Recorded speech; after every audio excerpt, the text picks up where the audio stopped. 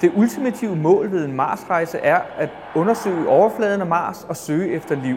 Dette vil kræve, at man vandrer uden for rumskibet. Derudover kan det være nødvendigt undervejs til Mars, at man opstiller eksperimenter eller udfører reparationer på ydersiden af rumskibet, ligesom man i dag gør på den internationale rumstation. Her på Jorden træner vi rumvandringer ved at simulere vægtløshed i et svømmebassin. Som I kan se bag ved mig, er min astronautkollega Tim i gang med at lære, hvordan man opstiller et eksperiment på ydersiden af Columbus-modulet. En rumvandring er utroligt fysisk krævende.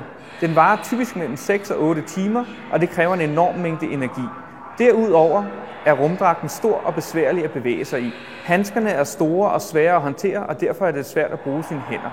Man skal være i god fysisk form, man skal være velforberedt på at løse de tekniske opgaver, og man skal følge proceduren nøje. I vil nu selv få mulighed for at simulere en rumvandring ved at tage udenfor og samle prøver. Men I vil kun have en begrænset mængde ilt undervejs. Derfor skal I måle jeres puls og rapportere tilbage til kontrolcenteret, så de kan overvåge og analysere jeres iltforbrug.